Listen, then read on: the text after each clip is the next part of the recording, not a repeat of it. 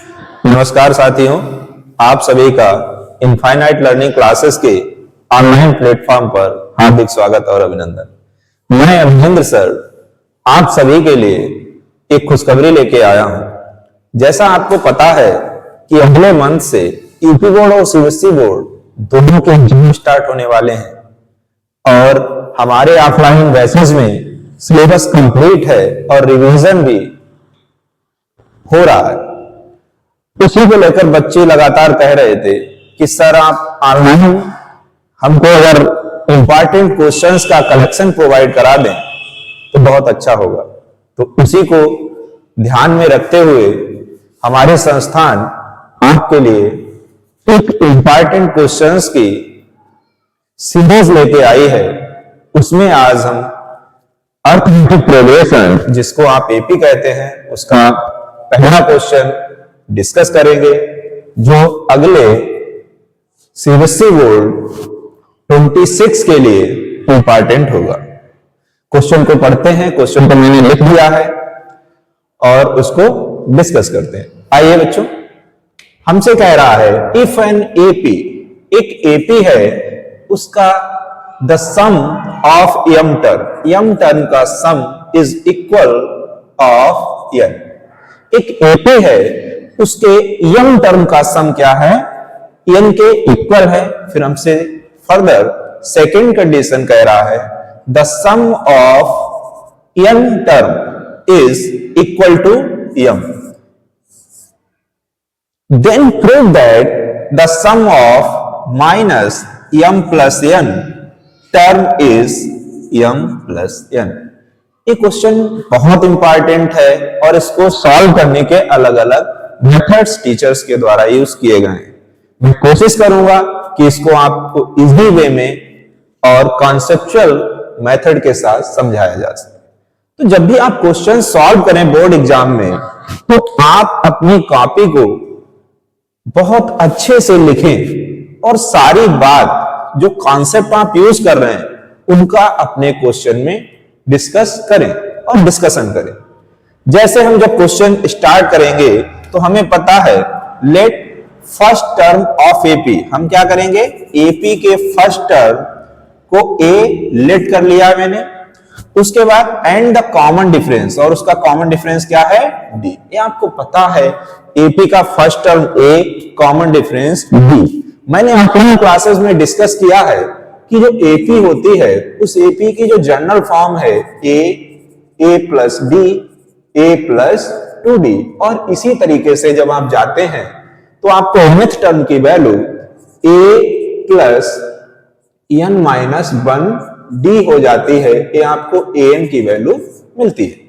ऐसा होता क्यों है? जैसे हम सेकेंड टर्म लिख रहे हैं, इसमें d की वैल्यू 1 लेस देन है, इसीलिए जब हम nth टर्म लिखेंगे वहां पर भी n से 1 को लेस कर देंगे और हमें nth टर्म की वैल्यू मिल जाती है।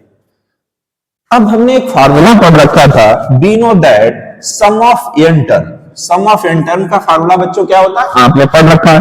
तो एस एन इक्वल टू क्या होता है? N upon 2a plus n minus 1d। इसको मैंने इक्वेशन 1 लेट कर लिया है। अब हम क्या करें? अकॉर्डिंग टू क्वेश्चन, क्वेश्चन में क्या कह रहा है? क्वेश्चन में कह रहा है the sum of m term, m term का सम कितना है? एम टर्म का सम इक्वल है एन के। एम टर्म का सम इक्वल है एम के। एक कंफ्यूजन है इसमें। बच्चा जब इसको डीपली अच्छे से नहीं पढ़ता है तो उसको प्रॉब्लम्स हो जाती हैं क्वेश्चन को सॉल्व करने में। तो मैंने यहां लिखा है सम ऑफ एम टर्म। अब जैसे सम ऑफ एम टर्म कह रहा है, मतलब एन की वैल्यू को क्या कह रहा है? एम लेट करिए, और एस एन की वैल्यू को क्वेश्चन में क्या दे रहा है? एन। क्लियर? अब हम क्या करेंगे? यहीं से हेंस फ्रॉम इक्वेशन 1, इक्वेशन 1 में एस एन की वैल्यू को एन पुट करेंगे और एम के प्लेस पर हम एन को पुट करेंगे। क्लियर? अब क्या हो गया? इक्वेशन एस एन के प्लेस पे मैंने एन रखा, एम को मैंने एन के प्लेस पर रखा और हमारे पास इक्वेशन हो गई 2a प्लस एम माइनस 1 और डी। अब हम क्या करेंगे? इसकी क्रॉस मल्टीप्लाई करा देंगे 2 से, तो हमारे पास इक्वेशन क्या आ गई? 2n, और इधर मैं m की मल्टीप्लाई दोनों टर्म के साथ करूंगा तो m की मल्टीप्लाई 2a से होगी तो हमारे पास क्या हो जाएगा 2ma, और फिर m मल्टीप्लाई m से करेगा तो क्या हो जाएगा m स्क्वायर, और फिर अगेन m मल्टीप्लाई 1 से करेगा तो क्या हो जाएगा माइनस m। क्लियर? डी, और इसी को हम इक्वेशन सेकेंड लेट कर लेंगे। अब फिर हमारे पास जो दूसरी कंडीशंस दी थी उसमें कह रहा था सम ऑफ n टर्म, तो सम ऑफ n टर्म मतलब n की वैल्यू को n रखना है, और वो सम है कितना, Sn की वैल्यू कितनी है, Sn की वैल्यू m है। अब मैं फर्दर इस वैल्यू को इक्वेशन 1 में यूज करूंगा। क्लियर? अब जब इक्वेशन 1 में मैंने यूज किया तो हमारे पास Sn के प्लेस पर m रख गया, n के प्लेस पर m रहा, और एक इक्वेशन मिल गई। फिर हम दोबारा क्या करेंगे, इसका मल्टीप्लाई करा देंगे तो क्या हो जाएगा 2m, और जो कॉन्सेप्ट मैंने यहां लगाया था, मल्टीप्लाई कराई थी हर स्टेप से, अगेन हम उसकी मल्टीप्लाई करेंगे। तो n अगर हमारा मल्टीप्लाई 2a से करेगा तो क्या हो जाएगा 2na। क्लियर? प्लस अब n मल्टीप्लाई n से करेगा तो क्या हो जाएगा n स्क्वायर, n मल्टीप्लाई 1 से करेगा क्या हो जाएगा माइनस n, और इसी को हम क्या करेंगे इक्वेशन 3। क्लियर? अब हम क्या करेंगे, इक्वेशन हमें वैल्यू m की चाहिए। क्लियर? और यहां m माइनस n, मतलब m पहले रहना चाहिए, तो यह पहले रहने के लिए हम क्या करेंगे, इक्वेशन 3 से इक्वेशन 2 को सब्स्टिट्यूट करा देंगे। इक्वेशन 3 से इक्वेशन 2 को सब्स्टिट्यूट कराएंगे। हमने आपको एक कॉन्सेप्ट हमेशा ऑफलाइन क्लासेस में डिस्कस किया है कि जब भी सब्स्टिट्यूट कराते हैं तो LHS को LHS से सब्स्टिट्यूट करा देते हैं और RHS को RHS से। उससे होता क्या है कि हमारी जो कैलकुलेशन मिस्टेक्स होती हैं, जो कैलकुलेशन एरर्स होती हैं, वो कम हो जाती हैं। ठीक है? और ऐसा मैंने 2 वेरिएबल्स वाले चैप्टर में खूब किया है, क्योंकि वहां बच्चों से बहुत ज्यादा कैलकुलेशन एरर्स हमको देखने को मिलती हैं। क्लियर? आइए अब चलते हैं।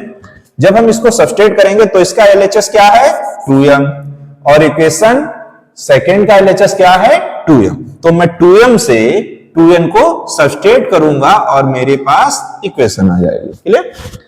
ऐसे ही यहां 2na इसका RHS में टर्म है, और इस टर्म को मैं इस टर्म के साथ सब्स्टिट्यूट करूंगा तो क्या हो जाएगा 2na और 2n, माइनस साइन रहेगा। एक कॉन्सेप्ट मैंने हमेशा डिस्कस किया है कि जब भी हम डिस्कस सब्स्टिट्यूट करने जाते हैं तो दोनों को ब्रैकेट में बंद करते हैं। देखिए यहां क्या है n square minus mb। Clear? तो ये तो प्लस साइन के साथ है तो मैंने प्लस साइन के साथ लिख दिया। अब हम इसको इस वाले टर्म से सब्स्टिट्यूट करने लाएंगे तो कैसे लाएंगे, ब्रैकेट में बंद करके लाएंगे, जिससे हमारी कैलकुलेशन एरर ना हो। एक बात आप बहुत ध्यान रखना, क्योंकि स्टूडेंट्स यहां पर बहुत गलती करते हैं, वो साइन को ध्यान नहीं रखते हैं और सीधे सब्स्टिट्यूट कर देते हैं। लास्ट में कहते हैं सर हमारा साइन एरर हो रहा है, हमारा आंसर एग्जैक्ट नहीं आ पा रहा है। तो उससे बचने के लिए आप जब भी वैल्यू पुट करने जाएं तो आप इसको ब्रैकेट में रखें, जिससे साइन की एरर ना हो। ठीक है बच्चों? आइए अब हम क्या करेंगे, यहां से 2 को कॉमन ले लेंगे। जब 2 को कॉमन ले लिया तो क्या हुआ m माइनस n। यहां पे क्या सही है, यहां पे बच्चों हम देख रहे हैं तो 2a कॉमन मिल रहा है, तो हम 2a को कॉमन ले लेंगे। अब हमारे पास वैल्यू क्या बचेगी n और m की, तो हम क्या लिखेंगे n माइनस m। यहां तक क्लियर है? अब हम यहां पर देख रहे हैं कि हमको b कॉमन मिल रहा है, तो इस वाले पूरे टर्म से, इस पूरे टर्म से हम क्या करेंगे d को कॉमन ले लेंगे। जब हमने d को कॉमन लिया तो हमारे पास क्या आया n स्क्वायर माइनस n। अब जो मैं आपको बता रहा हूं ना साइन एरर होती है, अब देखिए यहां साइन एरर नहीं होगी। जब माइनस इससे मल्टीप्लाई करेगा तो माइनस का m स्क्वायर हो जाएगा, और माइनस माइनस से मल्टीप्लाई करेगा तो क्या हो जाएगा प्लस का m हो जाएगा। क्लियर? अब हम क्या करेंगे, यहां पर एक चीज हमारे समझ में आ रही है कि अगर हम n स्क्वायर और m स्क्वायर को पास पास लिख लें तो फिर हम आइडेंटिटी यूज कर पाएंगे a square minus b square की। ठीक है बच्चों? और वही काम करेंगे तो क्या हुआ 2m minus n, 2a m minus n plus, यहां से मैंने b पहले से ही काम ले रखा था, और ये क्या हो गया n square minus n square, और a यहां से माइनस एन यहां आ जाएगा और प्लस एम यहां आ जाएगा। क्लियर? हाँ तो बच्चों अब हमने क्या किया, इस फार्मूले को अप्लाई कर दिया। क्लियर? अब जैसे मैंने इस फार्मूले को अप्लाई किया, ए स्क्वायर माइनस बी स्क्वायर ए प्लस बी ए माइनस बी। क्लियर? तो अब हम इधर आते हैं बोर्ड पे और यहां इस लाइन को बिल्कुल लिखते हैं 2 equal to m minus n, 2a m minus n. अब a का काम n कर रहे हैं और b का काम m कर रहा है, तो क्या हो जाएगा m प्लस n और n माइनस n। यहां पर अच्छे समझनी है कि हम देख रहे हैं, देखो m माइनस n हमको अभी कॉमन लेना पड़ेगा, तो हम क्या करेंगे, यहां से हम माइनस कॉमन ले लेंगे और हमारे पास स्टेप हो जाएगा n माइनस m। इसको बहुत ध्यान रखना आप कि मैंने यहां माइनस कॉमन लिया। अब क्या हो गया, हम देख रहे हैं कि n माइनस एम इसके पास भी है, n माइनस एम इसके पास भी है और n माइनस एम इसके पास। तो हर स्टेप से, एवरी स्टेप से हम क्या करेंगे, माइनस एम कॉमन ले लेंगे, जिससे हम यहां भी हम क्या बनाएंगे, m माइनस एन। तो क्या करेंगे, यहां से भी आप ध्यान रखना, हमने माइनस का कॉमन लिया है, इसीलिए हमारे पास टर्म हो गया n माइनस एन। और फिर n माइनस एम इस स्टेप से कॉमन लिया और इसको कैंसिल कर दिया। क्लियर? अब हमारे पास क्या आ गया, माइनस का 2 इक्वल टू यहां से 2a प्लस, इसको हम क्या लिख सकते हैं, m plus n minus 1d, और यही हमारी इक्वेशन 4 हो गई। क्लियर? अब जो क्वेश्चन में कह रहा था हमसे कि sum of m plus n term, हमको m plus n term find करना था, मतलब n के प्लेस पे हमको क्या रखना पड़ेगा, m प्लस n। समझ आया बच्चों?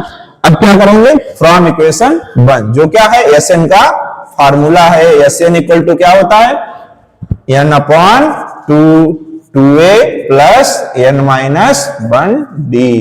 अब यहां हम इस वैल्यू को रखेंगे, Sn के प्लेस में, n के प्लेस में क्या रखना है, m प्लस n, और यहां n के प्लेस पे क्या रखेंगे, m plus n upon 2a, और n के प्लेस पे क्या रखेंगे, m plus n minus 1d।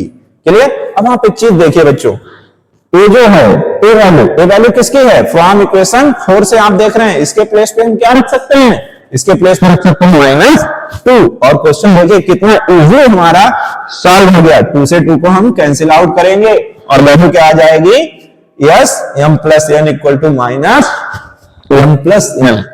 ये आपका क्या हो गया, प्रूव्ड, और आप खुश हो जाइए। ठीक है? तो देखो बहुत अच्छा क्वेश्चन है, सीरियसली बोर्ड के लिए, और यूपी बोर्ड में भी क्वेश्चन पूछे जाने की संभावना अच्छी खासी है। सीबीएसई बोर्ड के लिए बहुत अच्छा क्वेश्चन है, हमारी सीरीज का पहला क्वेश्चन था।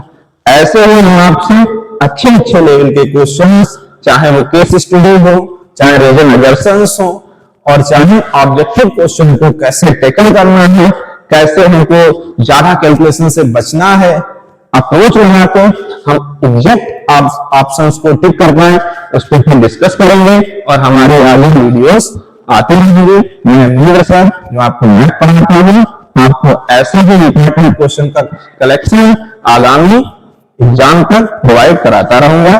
Thank you.